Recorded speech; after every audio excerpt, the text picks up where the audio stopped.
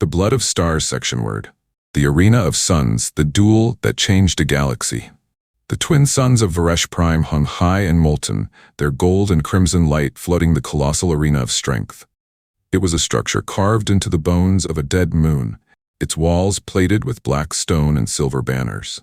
From every corner of the galaxy, ships had come to watch. Spectators filled tier after tier, shouting in 100 different languages. The air shimmered with heat and anticipation. And at the center of it all, standing on the burning sand, was Princess Selene of the Varsi Empire. She wore black obsidian armor laced with veins of gold. Her hair long, silver, and alive with faint nano-glow, floated in the heat waves. Her eyes were molten gold, steady and cold. She was not simply a fighter, she was legend. She was also a vampire. But not the kind humans told stories about. No capes, no fangs in the night. Her immortality came from within, from nanotechnology older than most civilizations. For 10 galactic years, she had fought in the arena to defend her people's supremacy. No one had lasted against her longer than 10 seconds. Warlords had fallen, augmented soldiers had crumbled. Even the great psionics of the Rim had died in the sand. She paced across the ring like a predator. This was her domain. The announcer's voice echoed through the amphitheater. Tonight? A challenger from the youngest species of the stars, humanity. Laughter rippled through the stands. Humans were children among the empires. No FTL mastery until recently. No legendary warriors. No gods, no magic. Selene smirked. Children, she muttered. But then the gates opened. A single figure walked out. He wasn't in power armor. No force shield. No blade in hand. Just a plain pilot's jacket, boots scuffed from real ground, and eyes like tempered steel. Captain Lucius Hale. A whisper of confusion went through the crowd. A human? Alone? Unarmed? Suicide. Selene tilted her head as he approached. A human? She called out, voice like a blade across the sand. The youngest children of the stars? Do you know how many champions I've broken? He stopped, meeting her gaze with unnerving calm. No, he said simply, but I'll last longer than them. The laughter was immediate, like thunder from the stands. Selene felt it stir something sharp and amused inside her. 1 minute, she said. If you survive, humanity earns my respect. If you fall, your kind will crawl home. The gong struck. Selene moved first, fast enough to leave a blur in the air. Her tail snapped like a whip. Claws raked the sand. She struck with the speed of someone who had crushed titans. Lucius moved like water. He stepped aside, not dodging wildly but precisely, as if he'd already mapped every step she'd take. She lunged again. He pivoted, letting the wind of her strike pass inches from him. Every motion he made was measured, clean, quiet. And in that silence, Selene felt the crowd fade away. She struck harder, faster, frustration sharpening her movements. But he flowed around her. Not a strike landed. The gong sounded again. Selene froze, breathing steady but burning with adrenaline. Lucius was standing exactly where he'd started. Her spear lay buried in the sand. For the first time in a decade, she stared into someone's eyes, not as a conqueror, but as someone who might just lose. She felt something she thought long buried, curiosity. Section 2, the vampire and the human. What she found in him wasn't weakness, it was something she'd forgotten. The night after the duel was silent. Varesh Prime had never been silent for Selene. Her mind had always been filled with the pulse of combat, the echo of victory. But tonight, her thoughts circled one man. She paced through her chambers like a restless storm. Why had he not fought? Why had he not feared her? Humans were supposed to be weak, fragile, temporary. But that man had looked at her, not as a monster, not as a god. He had looked at her as an equal. The next day, she summoned him to the throne room. Carved from obsidian and star metal, the throne of Varsi rulers sat beneath a wide glass ceiling. Outside, the stars burned bright, their light glinting across the gold filigree of her armor. Lucius entered without hesitation. His boots clicked against the black marble. No kneeling, no bowed head. Human, she said, her voice carrying through the hall like a blade drawn in the dark. Lucius Hale, tell me how you did it. He shrugged once, casual. I didn't beat you. I understood you. Selene tilted her head, eyes narrowing. You understood me? You fight with anger, he replied. But anger is loud. Loud things are easy to read. The hall was silent. No one had spoken to her like this. Not since she took the throne, and yet she didn't strike him down. She stepped down from her throne instead. You speak boldly for one who bled on my sand. He didn't flinch, and you listened closely for a queen. Her laugh startled even herself. For a long moment they stood like that, two predators circling something they didn't yet understand. Finally she said, "Teach me." Section 3. Moonlight Lessons. Strength meets patience. Fire meets calm. The royal gardens of Varesh Prime were unlike any place in the galaxy. Black trees with silver veins grew in perfect symmetry. Nanite fireflies drifted through the air, and under the twin moons the night was almost quiet. This was where they trained. "Close your eyes," Lucius said. Celine crossed her arms. "I am not a child. Even storms can learn to breathe." For centuries, she'd been taught to strike first, crush faster, dominate always. But Lucius didn't teach her to strike. He taught her to wait, to feel. She listened, the hum of distant starships, the faint shift of night air across his jacket, the heartbeat, not hers, but his. "You rely on strength," he said softly, circling behind her. "But strength isn't everything. You can't crush what you can't catch." She pivoted fast, striking at the sound of his voice. But his hand caught her wrist like he'd known she'd do it. "See?" he said, not gloating, just knowing. She pulled away, frustration prickling beneath her skin. But it was not the same frustration she'd felt in the arena. This burned different, sharper, more alive. Night after night they trained. She learned his patience, he learned her speed. They met in the middle, breathless, laughing, something she hadn't done in a very long time. One night, as they stood beneath the moons, she whispered, "You're not like the others." Lucius gave a faint smile. "Neither are you." For the first time in centuries, the storm inside her began to soften. Section 4. Blood of the Architects. A war older than their love begins to stir. Peace never lingers long in the galaxy. Not in a universe held together by fragile treaties and older grudges. The first signal came as a low, pulsing frequency, so deep it echoed through the galactic network like a heartbeat. Then came the black shapes blotting out distant stars. The architects had awakened. They were machine gods, older than any known empire, remnants of a war written out of history itself. Their ships moved like shadows, sleek and silent, feeding on power, swallowing light. Their fortress floated at the edge of the dead zone, a vast black structure that devoured signals. Celine stood in the war room of her palace, the stars mapped out across a glowing hollow table. Red flares marked every system the architects touched. It was like watching infection spread through a living body. "They're coming," Thrain, her war marshal, growled. "They're already here," Celine replied. She knew what this meant. A war the Varsi alone could not win. When Lucius Hale walked into that room, the tension shifted. He no longer wore his plain pilot's jacket. The dark uniform of a human captain clung to him, scuffed, practical, dangerous. His people had been watching the architects from the edges of their colonies too. "They see you as weak," Celine said quietly as she approached him. Lucius met her gaze evenly. "Then let them keep underestimating us." For the first time in galactic history, Varsi and human fleets flew side by side. Vampires who had once hunted humans now shared strategy tables with them. The old guard called it a disgrace. Celine called it necessary. As the fleet approached the dead zone, the stars themselves seemed to darken. Architect ships drifted in eerie silence, their hulls covered in pulsing blue light like veins. "Gods help us," one of the younger Varsi pilots whispered. Celine's voice cut through the calm. "No gods here, just us." The battle erupted. Architect ships moved with precision, like a single mind directing a million blades. Their beams sliced through Varsi carriers, carved through human frigates. For every ship destroyed, 3 more came from the Black Fortress. But humans were unpredictable. They adapted fast. They turned chaos into weaponry. And Celine was a storm. She launched from the carrier in her personal exo-armor, sleek black, edged in gold.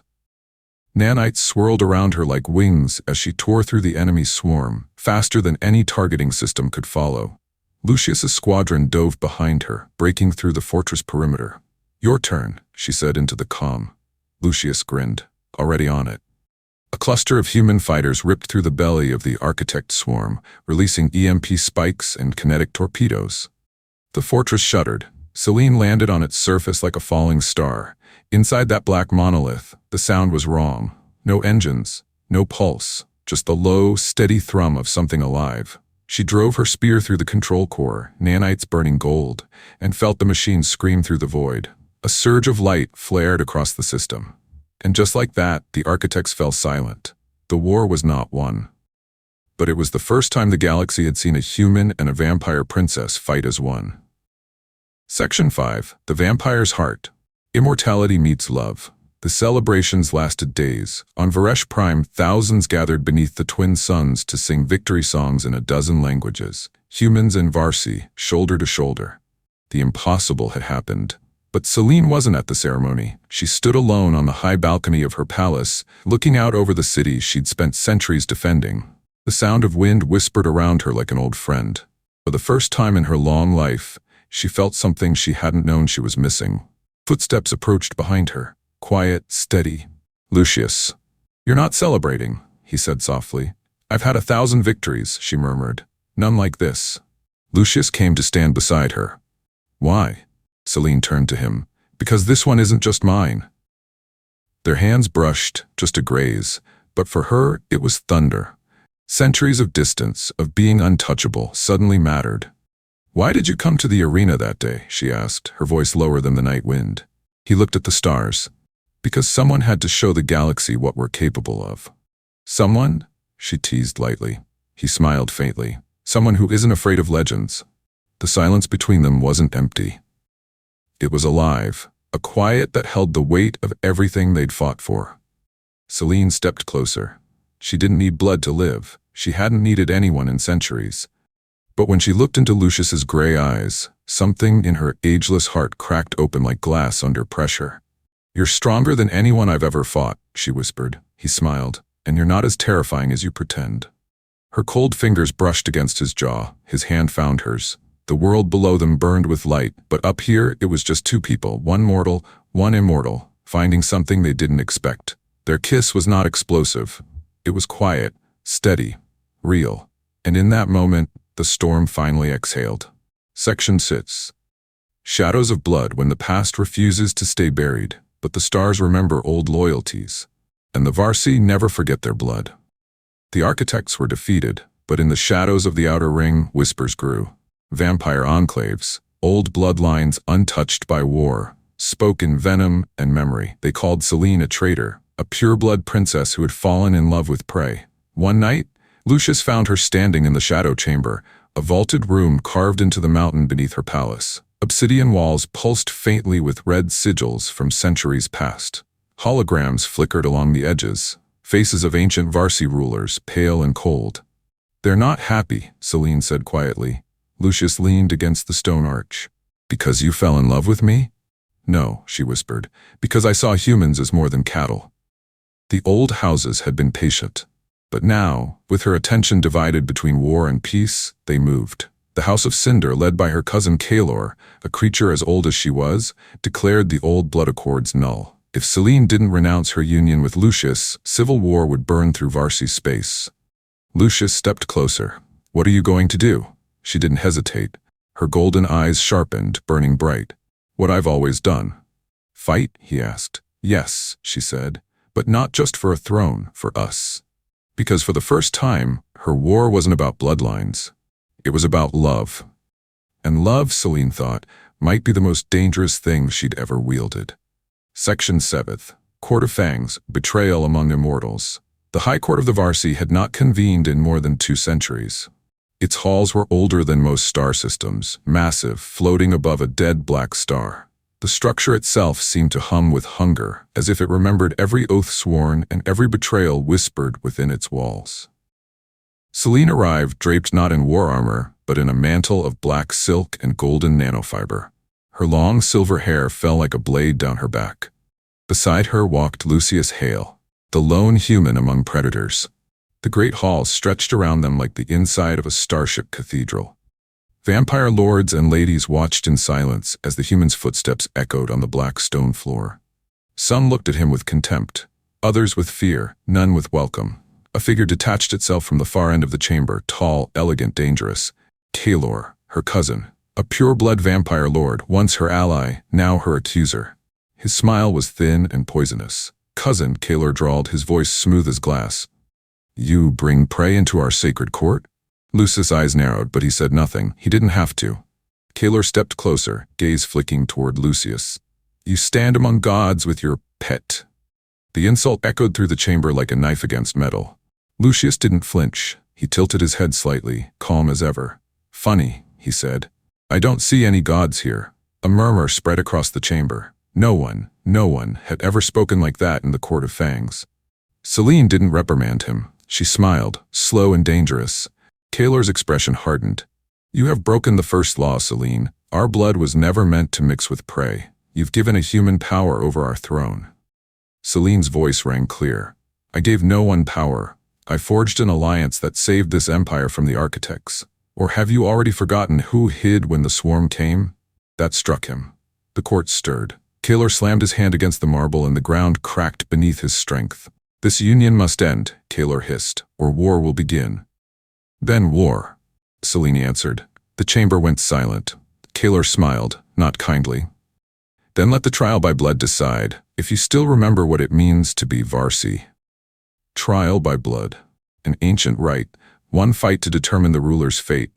No fleets, no armies, no councils, only blood and strength. Lucius's hand closed around Selene's wrist as the court dispersed. This isn't just politics, he said low. He's trying to kill you. She turned to him, golden eyes blazing with something old and fierce. Then he'll learn why they fear me. Section 8. The Blooded Crown. Love can't be silenced. The duel was held on Erithus, the Blood Moon, a barren rock orbiting the Black Star, where every Varsi leader had once proved their claim to rule.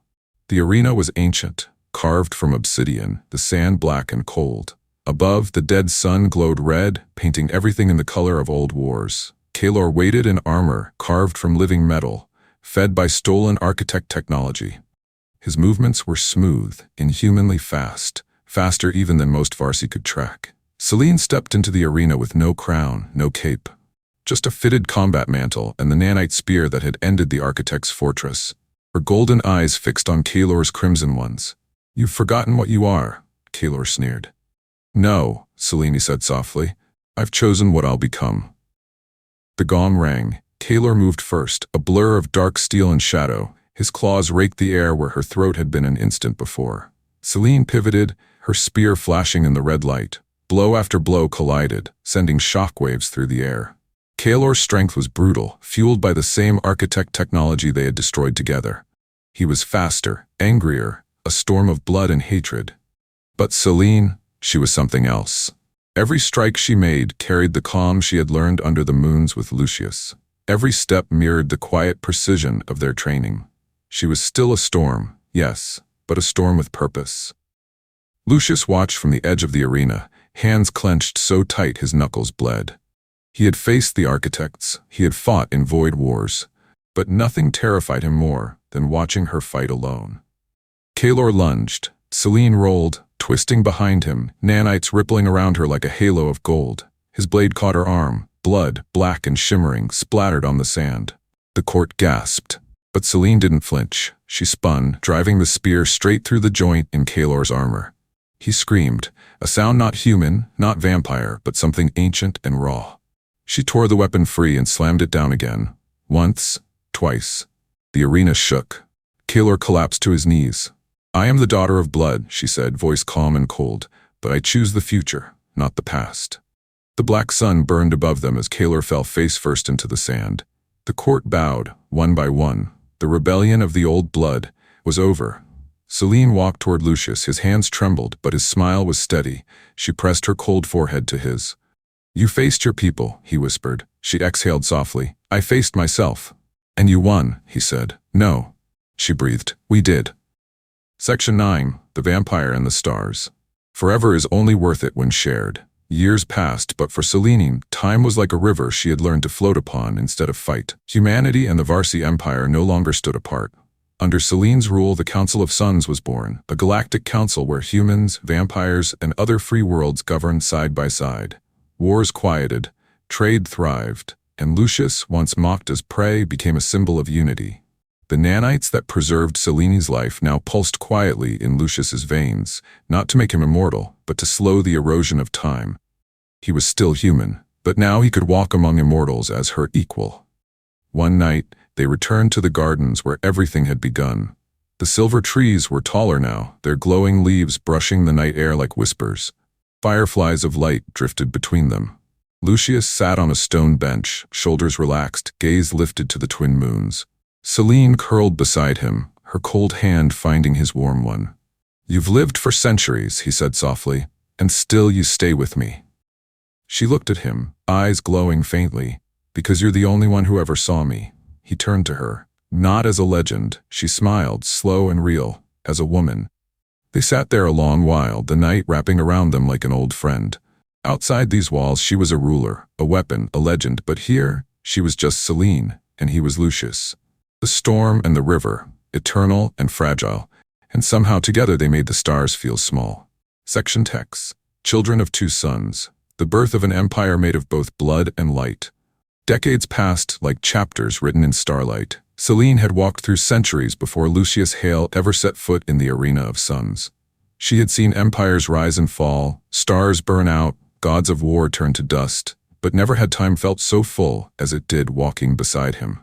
The galaxy changed. Humans once seen as children of the stars became something more. Architects of alliances, weavers of strategy, and bearers of an adaptability no ancient race could match. The Varsi, once rulers by fear, learned a new kind of strength, unity. And at the center of it all were Celine and Lucius. Not myth, not prophecy, just two people who had refused to kneel. Their union gave the galaxy more than peace. It gave it heirs. 4 children were born beneath the twin suns of Varesh Prime, each one carrying a legacy that neither bloodline could claim alone. Aurelia, the firstborn, she inherited her mother's fire and her father's quiet resolve. Her golden eyes carried stars and her words could rally worlds. Even as a child, she walked through the palace halls like she'd been born to rule. Cassian, the warrior, broad-shouldered, fierce, and unshakably loyal. He trained with both Varsi weapon masters and human soldiers, believing the battlefield was a language he was born to speak. Orin, the tactician, sharp as a blade and calm as still water. He spoke softly but moved empires. His mind was his weapon, and no one could match the way he could see a war before it began. Tavian, the dreamer, the youngest. He had his father's eyes and his mother's quiet strength. He was drawn not to thrones or weapons, but to the stars themselves. From the moment he could walk, he traced star maps on the palace walls, whispering of galaxies no one had seen yet. The galaxy called them the Children of Two Suns, because they were born of two worlds that had once stood on opposite sides of history. Celine never imagined herself as a mother. But when Aurelia curled her tiny fingers around her hand, when Lucius whispered stories to their sons in the quiet between battles, she understood something that all the centuries of war had never taught her. Forever means nothing without something to live for. Queen of 30 Galaxies, the legacy they leave behind. The coronation of Queen Aurelia of the 30 Galaxies was unlike anything the stars had ever witnessed. From the floating citadels of the Varsi homeworld to the shimmering domes of human colonies, every system broadcast the ceremony in real time. Millions of ships aligned their orbits to match the radiant path of Varesh Prime's suns.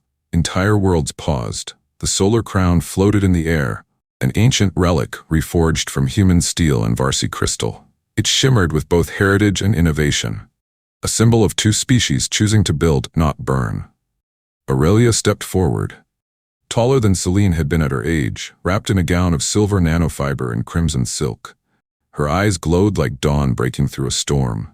Celine and Lucius stood behind her, not as rulers, not as conquerors, as parents. "She's ready," Lucius whispered, his voice roughened by time but steady. Celine's golden eyes shimmered with something rare for her, unshielded emotion. "We raised her well." Aurelia knelt before the thrones of her parents. Not out of submission, but out of honor. "Mother, father, I will carry your blood and your light," she said, her voice echoing through the halls and into the stars. The crown lowered, wrapping her in the combined legacy of two once divided peoples. And when she rose, a billion voices across 30 galaxies answered her. In that moment, the galaxy wasn't Varsi. It wasn't human. It was one. Celine turned to Lucius, the silver of her hair catching the light of the suns. This is our legacy." Lucius squeezed her hand, warm against her cold fingers. "No, you are."